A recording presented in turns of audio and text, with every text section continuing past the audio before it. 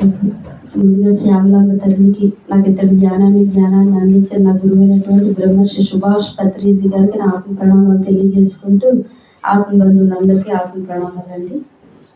ఈరోజు మనం చెప్పుకునే టాపిక్ ఆఫ్టర్ కురుక్షేత్రం వరకు మనకు తెలుసు మహాభారతం అంతా. తర్వాత కూడా కొద్ది చరిత్ర జరిగింది. కొంతమందికి ఇప్పుడు అన్నీ తెలుస్తున్నాయి. ఒకప్పుడు మన కురుక్షేత్రం ఎండింగ్ అంటే దుర్యోధనుడు మరణించాడు, కురుక్షేత్రం అయిపోయింది, అంతవరకే చాలా మంది తెలుసుకున్నాము. కానీ ఇప్పుడు చాలా మందికి అన్నీ తెలుస్తున్నాయి. సో ఒక్కసారి దాని గురించి ఈరోజు చెప్పుకుందాము. కురుక్షేత్రం ముగిసింది, 18 రోజులు జరిగింది. ఎంతో మంది మహానుభావులు ఎంతో మంది వీరులు కూడా అందులోని మరణించారు. కురుక్షేత్రం ముగిగానే శ్రీకృష్ణ పరమాత్మ అర్జునుడికి చెప్పాడు, అర్జున రథం దిగిపో. ఇద్దరు రథం దిగి కొంత దూరం వెళ్ళిపోగానే ఆ రథం మీద ఉన్న జెండాలో ఆంజనేయ స్వామి ఒక్కసారిగా ఎగిరి వెళ్ళిపోగానే రథం పేలిపోయింది. అర్జునుడు ఆశ్చర్యపోయాడట, ఏమిటి కృష్ణ? కృష్ణుడు చెప్పాడు, భీష్ముడు, ద్రోణాచార్యుడు, కర్ణుడు వంటి యోధులు వేసిన అస్త్రాలకి ఈ రథం ఎప్పుడో పేలిపోవాలి, కానీ ఆంజనేయ స్వామి ఆ జెండాలో ఉండి తన శక్తితో కాపాడాడు కాబట్టే రథం ఇప్పటి వరకు నిలిచి ఉన్నది. అంటే ఎంతమంది శక్తిని అక్కడ ఉంచితేనే కురుక్షేత్రం జరిగిందని. సరే, అందరూ మరణించారు. దుర్యోధనుడు ఎప్పుడు మరణించాడు? రాజు మరణించాక అయిపోయింది, రక్తభూమి అయిపోయింది. అదంతా లక్షల్లో చనిపోయారు. వాళ్ళ భార్యలు వచ్చి ఏడుస్తున్నారు. కౌరవులు 100 మంది భార్యలు వచ్చి అక్కడ ఏడుస్తున్నారు. ధృతరాష్ట్రుడు, గాంధారి వచ్చారు. కొడుకులు చనిపోయారంటే ఏ తల్లిదండ్రులకు బాధ ఉంటుంది? ఇద్దరు రోధిస్తూ ఉంటే పాండవులు 5 వెళ్ళి ధృతరాష్ట్రుడి పాదాలకి నమస్కారం చేస్తే ధృతరాష్ట్రుడికి భీముడి మీద కోపం వచ్చింది, దుర్యోధనుని చంపాడని. ఆ కోపంతో ప్రేమగా పిలిచాడు భీముని దగ్గరికి రమ్మని. భీముడు వెళ్ళబోతుంటే సాక్షాత్ శ్రీకృష్ణ పరమాత్మకు తెలియదు ఏముంటది, వెంటనే ఆపాడు. భీముడిని ఆపి ఒక విగ్రహాన్ని సృష్టించాడు తన మాయతోని. భీముడి విగ్రహాన్ని సృష్టించి తీసుకెళ్లి ధృతరాష్ట్రుడి ముందు పెడితే ఒక్కసారి గట్టిగా కౌగులించుకునేసరికి ఆ విగ్రహం పిండి అయిపోయిందట. అంటే ధృతరాష్ట్రుడు ఎంత బలశాలో చూడండి. నేను చెప్పా, అంబికకి వ్యాస మహర్షితో ఆ రోజు కథలో చెప్పాను కదా, వ్యాసుల వారికి జన్మిస్తారు. ఆయన అతి పరాక్రమవంతుడే, కానీ ఆమె సంభోగంలో ఇష్టం లేకుండా జరిగి కళ్ళు మూసుకోవడం వల్ల ఆయన గుడ్డివాడిగా పుడతాడు. ఆయన మహా పరాక్రమశాలి. ఒక్క కౌగులికి ఆ విగ్రహం పిండి అయిపోయింది. ఆశ్చర్యపోయారట అందరూ. కానీ ధృతరాష్ట్రుడు వెంటనే తన తప్పు తెలుసుకొని, పుత్రుడు చనిపోయారన్న కోపంతో నేను ఇలా చేశాను అని క్షమాపణ అడిగాడు కృష్ణుడిని, పాండవుల్ని. కానీ గాంధారికి మాత్రం తల్లికి కోపం ఉన్నది. పాండవులు 5 శపిస్తాను. వెంటనే వ్యాస మహర్షి వద్దని వారించాడు, వద్దు తల్లి, వాళ్ళని శపించవద్దు. కానీ ఆమెకి కృష్ణుడి మీద విపరీతమైన కోపం ఉంది. కృష్ణుడి దగ్గరికి వెళ్తుంది, కృష్ణ, నీవనుకుంటే యుద్ధం ఆపచ్చు, కానీ నీవు ఆపకంటే నా 100 మంది పుత్రుల్ని కూడా చంపించావు. కాబట్టి ఏ పుత్ర శోకం అయితే నాకు ఉన్నదో, ఇక్కడి నుంచి 36 సంవత్సరాలు గడిచేసరికి నీ యదువంశం మొత్తం నాశనం అయిపోతుంది అని శాపం ఇచ్చింది. గాంధారి మహాపతివ్రత అండి. ఆమె ఎంత ఉత్తమైందంటే, ధృతరాష్ట్రుడి కళ్ళు లేవని చెప్పి నా భర్త చూడలేని ఈ ప్రపంచాన్ని నేను కూడా చూడను అని చెప్పి తన కళ్ళకి దంతలు కట్టుకొని తన జీవితాన్ని గడిపింది. అలాంటి సాధ్వి మహాపతివ్రతలు శాపం పెడితే పరమాత్మకైనా తప్పదది, ఆయన అనుభవించి తీరాల్సిందే. శాపం ఇచ్చేసింది ఆమె, అయిపోయింది. ఇంటికి వచ్చారు అందరూ. ధర్మరాజు హస్తినికి వచ్చి పాలన చేయాలి, కానీ అప్పటికే భాండాగారం ఖజానా అంతా ఖాళీ అయిపోయింది, ఏం లేదు, యుద్ధంలో అంతా పోయింది. మళ్ళీ వాళ్ళు విజయయాత్ర మొదలుపెట్టారు. యుద్ధం పూర్తయింది. యుద్ధంలోని కురుక్షేత్రంలో కొంతమంది మిగిలారు. పాండవులు 5, కృపాచార్యుడు, అశ్వత్థామ, కృతవర్మ, యుత్సువు, సాత్వికి, ఋషికేశ్, వీళ్ళు మాత్రమే మిగిలేరు. యుద్ధం ముగిసిన తర్వాత హస్తినికి తిరిగి వచ్చిన తర్వాత వీళ్ళు విజయ పదం చేశారు. విజయయాత్ర చేసి మళ్ళీ భాండాగారం నిలుపుకున్నారు. మళ్ళీ రాజ్యం సస్యశ్యామలైంది. ధర్మరాజు ధర్మయుద్ధంగా రాజ్యం నడిపిస్తూ ఉన్నాడండి. అయితే 15 సంవత్సరాలు గడిచింది. ధృతరాష్ట్రుడిని, గాంధారిని, విదురుడిని అందరినీ సొంత తల్లిదండ్రుల కిందే ఆయన చూస్తున్నాడు ధర్మరాజు. 15 సంవత్సరాలు గడిచిన తర్వాత ధృతరాష్ట్రుడు చెప్పాడు, నాయనా ధర్మరాజా, ఒక రాజు అయితే యుద్ధంలో వీరమరణం పొందాలి, లేదా తపస్సు చేసి ధ్యానంలో అయినా ప్రాణాన్ని విడిచిపెట్టాలి. నేను తపస్సు చేయడానికి అరణ్యానికి వెళ్ళిపోతున్నాను, కాబట్టి నన్ను సాగనంపు. ధర్మరాజు చెప్తాడు, వద్దు తండ్రి, నేను మిమ్మల్ని బాగా చూసుకుంటున్నాను కదా, అరణ్యాలకు వద్దు అని చెప్తాడు. కానీ ఆయన ఒప్పుకోడు, నేను అరణ్యంకే వెళ్ళిపోతాను. అప్పుడు కుంతీదేవి కూడా చెప్తుంది, నాయన నేను అరణ్యంకి వెళ్ళిపోతాను. ధృతరాష్ట్రుడు, గాంధారి, కుంతీదేవి, విదురుడు, సంజయుడు వీళ్ళ 5గురు అరణ్యానికి వెళ్ళడానికి సిద్ధపడతారు. సరే అని ధర్మరాజు వీళ్ళందరినీ దగ్గరుండి సాగనంపి వ్యాస మహర్షి ఆశ్రమంకి వాళ్ళని పంపించి ఆయన వచ్చేస్తాడు. వాళ్ళు అక్కడ తపస్సు చేసుకొని ఉంటారు. అలా సంవత్సరం గడుస్తుంది. సంవత్సరం తర్వాత ధర్మరాజు పాండవులందరినీ తీసుకొని ఈ 100 మంది భార్యల్ని తీసుకొని కౌరవుల తాలూకా 100 మంది ఉంటారు కదా కోడళ్ళు, వాళ్ళందరినీ తీసుకొని ఆశ్రమానికి వెళ్తాడు, వ్యాస మహర్షి ఆశ్రమానికి, ధృతరాష్ట్రుడిని వీళ్ళు కలవడానికి. అక్కడ కలిసినప్పుడు వ్యాస మహర్షి ఏం చేస్తారంటే తన తపస్శక్తితో స్వర్గలోకంలో ఉన్న 100 మంది కౌరవుల్ని కూడా కిందికి తెప్పిస్తాడు. తెప్పించిన రోజు వాళ్ళందరూ చాలా ఆనందంగా అక్కడ కాలాన్ని ఆ రోజు గడుపుతారు.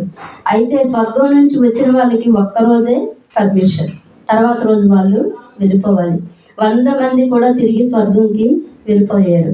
వాళ్ళ భార్యలు వ్యాస మహర్షి చెప్తారు, మా భర్తలు లేని జీవితం మాకు కడు దుఃఖంగా ఉన్నది, కాబట్టి వాళ్ళతో పాటు మేము కూడా స్వర్గానికి వెళ్ళిపోతామని చెప్పి అక్కడ ఉన్న గంగలో అందరూ వెళ్ళి వాళ్ళ ప్రాణాన్ని పరిత్యజించి వాళ్ళు కూడా 100 మంది స్వర్గంకి వెళ్ళిపోతారు. ధర్మరాజు విదురుడి కోసం ఎదుగుతాడు. ఆయన ఎక్కడ కనిపించడు. వ్యాస మహర్షిని అడుగుతాడు, విదురుడు ఎక్కడ ఉన్నాడు? వ్యాస మహర్షి చెప్తాడు, ఆయన అరణ్యంలోకి వెళ్ళిపోయి తపస్సు చేస్తున్నారు. వెళ్తాడు ధర్మరాజు విదురుడి దగ్గరికి. విదురుడు చెప్పాను కదా, ధృతరాష్ట్రుడికి పాండురాజు తర్వాత విదురుడు జన్మ తీసుకుంటాడు. ఆయన పినతండ్రి. వెళ్ళి విదురుడిని కలుస్తాడు, నమస్కారం చేస్తాడు. తపస్సు చేస్తూ ఉన్న విదురుడు కళ్ళు తెరిచి ధర్మరాజుని చూసి, అంటే చూడండి, ఆయన రాక కోసం ఈయన కూర్చున్నాడు, ఆయన రాగానే ఆయన చూస్తూ ఈయన ప్రాణాలు విడిచిపెట్టేస్తాడు విదురుడు. ఆయన కథ అక్కడితో సమాప్తం అయిపోతుంది.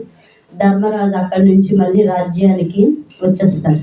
వచ్చిన ఒక 2 సంవత్సరాల తర్వాత అరణ్యంలో కార్చిచ్చు ఏర్పడుతుంది.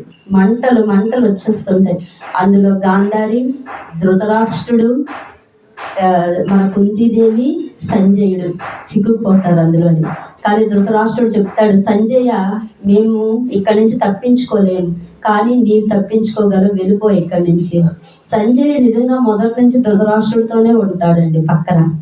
ఆయన ఒప్పుకోడు, నేను విడిచి వెళ్ళను. కానీ ఆయన ఒప్పుకోడు ధృతరాష్ట్రుడు, నువ్వు వెళ్ళిపో, మేమైతే మరణిస్తాము, నీ వెళ్ళిపో అంటే తప్పనిసరి పరిస్థితుల్లో ఆయన విడిచిపెట్టి అక్కడి నుంచి ఆయన హిమాలయాలకు వెళ్ళిపోతాడు సంజయుడు. వీళ్ళు ముగ్గురు ఆ కార్చిచ్చులోనే కాలి బూడిదై మరణిస్తారు. కుంతీదేవి, గాంధారి, ధృతరాష్ట్రుడు. ఇది అయిపోయిన తర్వాత అలాగ ధర్మరాజు పాలన 34 నుంచి 35 సంవత్సరాలు పాలన జరుగుతుంది. జరిగిన తర్వాత ధర్మరాజుకి అపశకునాలు రావడం మొదలవుతుంది. ఏమిటా అపశకునాలు అనుకుంటే, గాంధారి ఇచ్చిన శాపం కృష్ణుడికి. ఇప్పుడు ద్వాపర ఏమవుతుంది? ఆయనలో బెంగ పట్టుకుంది, శాపం మొదలయ్యింది. అక్కడ ద్వాపరలో ఇంతవరకు శాంతంగా ఉండేది ఆ ప్రదేశం, ప్రజలు. ఇప్పుడు ఉన్న మగవారంతా మద్యానికి, జోదానికి బానిసలైపోయారు. ఆడవాళ్ళు భర్తలను పట్టించుకోవడం మానేశారు. గొడవలు, కొట్లాట్లు అవన్నీ ద్వాపరలో మొదలైపోయాయి. శ్రీకృష్ణుడికి అర్థమైంది గాంధారి శాపం మొదలయ్యిందనేసి. వెంటనే ఆయన వీళ్ళందరినీ జాతర పేరుతో సముద్రం ఒడ్డుకి వచ్చేయమని చెప్తాడు శ్రీకృష్ణుడు. వాళ్ళందరూ అక్కడికి వచ్చేస్తారు. ఇంతలోని శ్రీకృష్ణుడిని కలవడానికి కొంతమంది ఋషులు అక్కడికి వస్తారు. జాంబవతికి శ్రీకృష్ణుడికి సాంబడు అనే కొడుకు పుడతాడు. ఈ సాంబడు ఏం చేస్తాడంటే ఆ ఋషులని అంటే ఆట పట్టించాలని చెప్పి ఒక స్త్రీ వేషం ధరించి కడుపుతో ఉన్నట్టు వాళ్ళ దగ్గరికి వెళ్ళి నాటకం ఆడుతాడు. వాళ్ళని అపహాస్యం చేస్తాడు. దానికి కోపించిన వాళ్ళు, నీవు గర్భవతిగా వచ్చి నాటకం ఆడావు కాబట్టి నిజంగా నీ కడుపున ఒక ముసలం పుడతాది అని శాపం ఇస్తారు. వాళ్ళు రేపే నీ కడుపున ఒక ముసలం పుడతాదని శాపం ఇస్తారు. నిజంగా తర్వాత రోజు ఒక ముసలం పుడుతుంది. ముసలం అంటే రోకలి. ఒక రోకలి జన్మ తీసుకుంటది. ఇది గ్రహించిన బలరామునికి అర్థమైపోతుంది పరిస్థితి చేయి జారిపోతుందని. వెంటనే ఆ రోకలిని పిండి చేయించి సముద్రంలో కనిపించేస్తాడు. సముద్రంలో కనిపించేస్తే ఆ పొడి అంతా కొట్టుకొని ఒడ్డుకొచ్చేస్తుంది. గడ్డిలాగా మొలుస్తుంది దర్పలు. ఆ దర్పలు ఎలా ఉంటాయంటే కత్తి కంట పదునుగా అయిపోతాయి. అవన్నీ సముద్రం ఒడ్డున మొలుస్తాయి. మొలిసిన తర్వాత ఇక్కడ వీళ్ళందరూ రాత్రి ఇక్కడ వచ్చేసి జాతర కోసం ఉన్న ప్రతి ఒక్కరికి కూడా ఒకే కళ, వాళ్ళల్లో వాళ్ళే కొట్టుకొని చనిపోతున్నట్టు కళ వస్తుంది. ఈ యదువంశంలో ఇద్దరు ప్రముఖులు ఉంటారు, సాత్వికి, కృతవర్మ. వీళ్ళిద్దరూ కూడా కురుక్షేత్రంలో మిగులుతారు. వీళ్ళు యదువంశం తరపున వెళ్ళి ధర్మరాజుకు సహాయం చేస్తారు. వాళ్ళిద్దరు ఇందులో ప్రముఖులు. అంత యుద్ధాన్ని గెలిచిన వాళ్ళు ఇంత ప్రముఖులు కూడా వాళ్ళిద్దరు కూడా వైరం వచ్చి వాళ్ళలో వాళ్ళు కొట్టుకొని ఏదైతే పదునైన దర్పలు ఉన్నాయో ఆ దర్పలతో ఒకరినొకరు పొడుచుకొని చచ్చిపోతారు. వాళ్ళు ఎప్పుడు చనిపోతారో ప్రజల్లో గొడవలు మొదలవుతాయి. ఇంకా వాళ్ళలో వాళ్ళు కొట్టుకొని మరణించడం మొదలవుతుంది. ఇదంతా చూసిన బలరాముడికి అర్థమైపోయింది, ఇంకా ద్వాపరం ఉండదు, ఆ ద్వారక మరి ఉండదు అని అర్థమయ్యి వెంటనే ఆయన వెళ్ళి ధ్యానంలో కూర్చొని తన శరీరాన్ని విడిచిపెట్టాడు. ఆయన శరీరంలోంచి ఆదిశేషు బయటకు వచ్చి వెళ్ళిపోయాడు ఆకాశంలోకి. బలరాముడు ప్రాణాలు విడిచిపెట్టేస్తాడు. శ్రీకృష్ణుడు ఇదంతా చూస్తాడు. ద్వారక అంతా అల్లకల్లోలం అయిపోతుంది. పరిస్థితి చేయి జారిపోయింది. గాంధారి శాపం అయిపోతుందని చెప్పి ఆయన అక్కడి నుంచి వెళ్ళిపోతాడు. ఆయన సుదర్శన చక్రం మాయమైపోతుంది. రథం వెళ్ళిపోతుంది. ఏమీ ఉండవు. వెళ్ళిపోయి ఒక చెట్టు మీద కూర్చొని ఆయన మురళి వాయిస్తూ ఉంటాడు. ఇక్కడ అంతా అల్లకల్లోలమై నాశనం అయిపోతూ ఉంటుంది. ఆయన కూర్చొని ఉంటాడు. అప్పుడు వస్తాడు జర అనే బోయవాడు. ఆ బోయవాడు వచ్చి ఆ చెట్టు మీద ఉన్న ఆయన పాదం చూసినప్పుడు అక్కడ ఏదో జంతువు ఉంది అనుకొని బాణం విడిచిపోయి, ఆ బాణం ఏది ఎక్కడైతే ఇక్కడ దర్పల కింద మొలిసాయో అది ఒకటి దొరుకుతుంది ఆయనకి. దాని బాణాన్ని కడతాడు ఆయన, అది విడిచిపెడతాడు.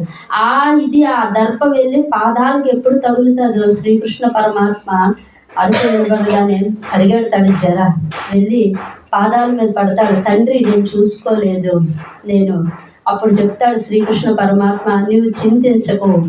ఎందుకు అంటే గత జన్మలో ఆయన వాలి మరణించినప్పుడు అడుగుతాడు రాముడిని, వెనక నుంచి బాణం వేయడం తప్పు కదా, నువ్వు చేసింది న్యాయం కాదు. అప్పుడు చెప్తాడు రాముడు, తర్వాత జన్మలో నీ చేతిలోనే నాకు మరణం అని. అది అక్కడ జరుగుతుంది. ఆయన చెప్పాక జర వెళ్ళిపోతాడు. శ్రీకృష్ణ పరమాత్మ శరీరాన్ని విడిచిపెట్టేస్తాడు. విడిచిపెట్టగానే ద్వాపర సముద్రం కెరటాలు పొంగడం మొదలైపోద్ది. ఆయన ప్రాణం విడిచిపెట్టగానే కొట్టేస్తుంటది. అర్జునుడికి ఆకాశవాణి వెళ్ళి చెప్తాది, శ్రీకృష్ణుడు మరణించాడు, నిర్జీవంగా పడి ఉన్నాడు. వస్తాడు అర్జునుడు పరిగెత్తి, కృష్ణుడిని చూస్తాడు, ద్వాపర చూస్తాడు. సముద్రం మొత్తం లాగేస్తుంది ద్వాపరని లోపలికి. అర్జునుడు కృష్ణుడిని చూసి ఏడుస్తాడు. ఎంత చేశాడు మహానుభావుడు, ఈరోజు ఎవరు లేకుండా పడి ఉన్నాడు. ఏడుస్తాడు. అంత్యక్రియలన్నీ చేస్తాడు. చేసి ఇంకా ద్వాపరలో కొంతమంది మిగులుతారు, వృద్ధులు, స్త్రీలు, పిల్లలు. వాళ్ళు తీసుకొని హస్తినికి బయలుదేరుతాడు అర్జునుడు. బయలుదేరి వెళ్తున్నప్పుడు ఒక రాత్రి ఒక దగ్గర బస చేసినప్పుడు దొంగలు వస్తారు, దోపిడీ చేస్తారు. అర్జునుడు తన గాంధీవం తీస్తాడు. అర్జునుడికి ఉన్న వరం ఏంటంటే తన బాణాలు పెట్టింది ఎన్ని బాణాలైనా అందులో వస్తాయి, అక్షయ పాత్ర లాంటిది. అలాంటిది బాణాలు రావు, ఒక్క అస్త్రం గుర్తు రాదు.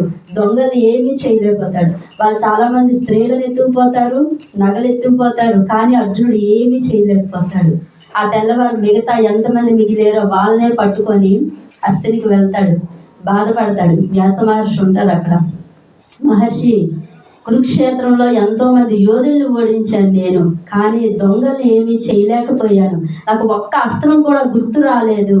అప్పుడు చెప్తాడు వ్యాస మహర్షి, శ్రీకృష్ణ పరమాత్మ శక్తి నీవు, ఆయన లేడు కాబట్టి నీలో శక్తి లేదు, కాబట్టి నీ శక్తి పోయింది అని చెప్తాడు. ఇంకా నీ శరీరం విడిచిపెట్టే సమయం కూడా వచ్చేసింది నాయన. అప్పుడు అర్జునుడు చెప్తాడు ధర్మరాజుకి, అన్నయ్య ద్వాపరం మునిగిపోయింది, శ్రీకృష్ణ పరమాత్ముడు మరణించాడు, వీళ్ళందరూ ఎంతో రోధిస్తారు. ధర్మరాజుకి అర్థమైపోతుంది, అయిపోయింది, ఇంకా మనందరూ కూడా శరీరం విడిచిపెట్టే ఆ సమయం ఆసన్నమయ్యింది అని చెప్పి రాజ్యాన్ని అప్పు చెప్పాలి. యుయుత్సు అనే వ్యక్తి ఇంద్రప్రస్థానాన్ని పాలిస్తూ ఉంటాడు, హస్తిని ధర్మరాజు పాలిస్తాడు. ఈ యుయుత్సు ఎవరు అంటే ధృతరాష్ట్రుడికి దాసీకి పుడతాడు. అయితే కురుక్షేత్రం మొదలైనప్పుడు ధర్మరాజు చెప్తాడు, ఇది ధర్మయుద్ధం కాబట్టి ఎవరైనా యుద్ధం ధర్మంగా చేయాలి అనుకుంటే మా వైపు వచ్చియండి. అప్పుడు యుయుత్సు కౌరవుల అన్నదమ్ముడైనా సరే ధర్మరాజు వైపు వచ్చేస్తాడు. వచ్చి ధర్మయుద్ధం చేశాడు కాబట్టి ధర్మరాజు ఇంద్రప్రస్థాన్ని ఇచ్చి పాలించుకోమని చెప్తాడు. ధర్మరాజు అంత గొప్పవాడండి. ఆయన ఇంకా వాళ్ళు మహాప్రస్థానం స్టార్ట్ అయ్యింది, వాళ్ళు శరీరాన్ని విడిచిపెట్టే సమయం వచ్చింది. సరే, రాజ్యాన్ని అప్పు చెప్పాలి. అప్పుడు అభిమన్యుడికి ఉత్తరకి బ్రహ్మాస్త్రం విడిచిపెడతాడు. అభిమన్యుని చనిపోయిన తర్వాత అర్జునుడు, కురుక్షేత్రం అయిపోయిన తర్వాత అర్జునుడికి అశ్వత్థామకి ఇద్దరికి కూడా మళ్ళీ యుద్ధం ఇదైనప్పుడు ఆయన బ్రహ్మాస్త్రం విడిచిపెడతాడు, అర్జునుడు విడిచిపెడతాడు. కానీ ఈ రెండు తగిలితే ఈ భూలోకం ముల్లోకాలు నాశనం అయిపోతాయి అని చెప్పి దాన్ని వెనక్కి తీసుకోమని మహర్షులు చెప్పినప్పుడు అర్జునుడు తీసుకుంటాడు, అశ్వత్థామ దాని దారి మళ్ళించేస్తాడు. అది వెళ్ళి మనం ఎవరు శశి అభిమన్యుడు భార్య శశి ఆమె గర్భాన్ని వెళ్ళి అది తాకుతుంది, ఆ బిడ్డ మరణించాడని అశ్వత్థామకి శ్రీకృష్ణుడు శాపం ఇస్తాడు. అప్పుడు ఇచ్చి తన యోగ శక్తితో ఆ బిడ్డని ఆయన బతికిస్తాడు. ఆయనే పరీక్షిత్ మహారాజు. ఆ పరీక్షిత్ మహారాజు కృపాచార్యుడి దగ్గర విద్య నేర్చుకుంటూ ఉంటాడు. ఆ విద్య నేర్చుకుంటున్న ఆ పిల్లవాడిని తీసుకువచ్చి రాజ్యాన్ని అప్పు చెప్పి వీళ్ళ 5గురు మహాప్రస్థానం స్టార్ట్ అవుతుంది. శరీరాన్ని విడిచిపెట్టడానికి వెళ్తారు. వీళ్ళు బయలుదేరిన ప్లేస్ మన బద్రీనాథ్ దగ్గర నుంచి మన అనే ఒక విలేజ్ ఉంటుందండి. అక్కడి నుంచి వాళ్ళ ప్రయాణం మొదలవుతుంది. ఆ మన దగ్గర నుంచి 33 కిలోమీటర్ల లోపలికి వెళ్తే పాండవులు స్వర్గలోక ప్రాప్తి చెందింది అని ఒక దారి ఉంటుంది, పైకి వెళ్ళేది స్వర్గం. వాళ్ళు అక్కడి నుంచి వాళ్ళ ప్రయాణం మొదలవుతుంది. వాళ్ళు వెళ్తున్నప్పుడు వాళ్ళ వెనక్కి ఒక కుక్క కూడా వస్తూ ఉంటుంది. వీళ్ళు 5గురు వెళ్తూ ఉంటారు. కొంత దూరం వెళ్ళాక ద్రౌపది పడిపోయి ద్రౌపది మరణిస్తుంది. భీముడు చెప్తాడు, అన్నయ్య ద్రౌపది పడిపోయింది, ఆగకు, వెనక్కి తిరిగి చూడకు. ఎందుకు ద్రౌపది పడిపోయింది? ఆమె స్వయంవరంలో అర్జునుడిని వివాహం చేసుకున్నాక మన తల్లి ఆజ్ఞ ప్రకారం మనందరితోని ఆమె ఉన్నది, కానీ అందరినీ సమానంగా చూడలేదు, అర్జునుడే ఎక్కువ ప్రేమించింది. అక్కడ చిన్న కర్మ చేసింది ఆవిడ, కాబట్టి శరీరం విడిచిపెట్టేసింది. ఇంకొంచెం దూరం వెళ్ళాక సహదేవుడు పడిపోయాడు. అనియా సహదేవుడు పడిపోయాడు. వాడేం చేశాడు? మరణించాడు. సహదేవుడు అంటే ఏం చేశాడు వాడు అని అంటే, నాకన్నా తెలివైన వాడు ఎవడు లేదు, నేనే తెలివైన వాడిని. అది అక్కడ వాడికి జరిగింది. ఇంకొంచెం దూరం వెళ్ళాక నకులుడు పడిపోయాడు. అన్నయ్య నకులుడు పడిపోయాడు అంటే, నకులుడు నాకన్నా అందగాడు ఎవడు లేడు, నేనే అందమైన వాడిని. వాళ్ళు అది చేరింది. ఇంకొంత దూరం వెళ్ళాక అర్జునుడు పడిపోయాడు. అన్నయ్య ఇంత మహావీరుడు అర్జునుడు పడిపోయాడు అంటే, అర్జునుడు నేనే మహావీరుణ్ణి, నన్ను మించిన వాడు లేడు అని అహంకారం. అందుకే ఆయన కూడా వెళ్ళలేక పడిపోయాడు. ఇంకొంత దూరం వెళ్ళాక భీముడు పడిపోతున్నాడు. అన్నయ్య నేనెందుకు పడిపోతున్నాను?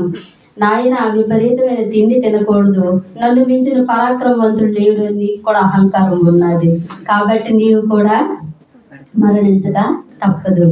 వెళ్ళిపోయాడు. ధర్మరాజు ఎవరి కోసం చూడలేదు. ఆ కుక్క వెనక్కి వెళ్తూ ఉంది. కొంత దూరం వెళ్ళాక సాక్షాత్ ఇంద్రుడు ఆ పుష్పక విమానాన్ని పంపించాడు ఎక్కమని. ధర్మరాజు ఎక్కుతూ ఉంటే ధర్మరాజుని ఎక్కనిచ్చాడు, కుక్కని ఎక్కనివ్వలేదు. ధర్మరాజు చెప్తాడు, దాన్ని కూడా తీసుకువస్తే నేను వస్తాను చెప్తాడు. నాయన కుక్కకి స్వర్గప్రాప్తి ఉండదు, అది శరీరంతో రావడానికి లేదు, నీకు మాత్రం అవకాశం ఉంది. ఆయన చెప్పాడు, అది నన్ను నమ్ముకొని ఇంతవరకు వచ్చింది నా వెనక్కి, దానికి ఇస్తే నేను వస్తాను, లేకపోతే నాకు కూడా స్వర్గం అవసరం లేదు. అంత మహానుభావుడు ధర్మరాజు, నాకు కూడా అవసరం లేదని అంటాడు. ఇంతలో ఆ కుక్క యమధర్మరాజు మారిపోతుంది. అంటే యమధర్మరాజు కొడుకే ధర్మరాజు. కొడుకుని పరీక్షించడానికి ఎంతవరకు నిలబడతాడా అని మారువేషంలో కుక్క రూపంలో వచ్చి కొడుకుని ఫాలో అయ్యి పరీక్ష పెట్టింది. వెంటనే యమధర్మరాజుగా మారిపోయి ఇంద్రుడికి అప్పు చెప్పి కొడుకుని పంపిస్తాడు స్వర్గానికి. వెళ్తాడు కొడుకు స్వర్గంకి. ఆ వెళ్తున్నప్పుడు మధ్యలోని వీళ్ళందరూ నరకంలో కనబడతారట. పాండవులు మిగతా నలుగురు, ద్రౌపది అది చూస్తాడట. చూసి నేను నరకంలో ఉండిపోతా, నా అన్నదమ్ములు నా భార్య ఇక్కడే ఉన్నది, నేను రాను స్వర్గంకి. అప్పుడు ఇంద్రుడు చెప్తాడట, లేదు నాయన, అది చిన్న మాయ. ఎందుకు స్వామి అంటే, ఇప్పుడు నీవు చిన్న నరకం అనుభవించావు కదా లోపల, ఎందుకు నీకు అది కలిగింది అంటే, కురుక్షేత్ర యుద్ధంలో నీవు అబద్ధం ఆడావు. అశ్వత్థామ అన్నాడు కదా, అబద్ధం ఆడావు. ఆ ఒక్క అబద్ధానికి ఈ చిన్న నరకం అనేది నీకు మనస్సులోని కలిగించారు. వాళ్ళందరూ స్వర్గంలో ఉన్నారు, పదనాయన స్వర్గంకి అని చెప్పి వీళ్ళందరూ స్వర్గానికి వెళ్ళారు. ఇది కురుక్షేత్ర తర్వాత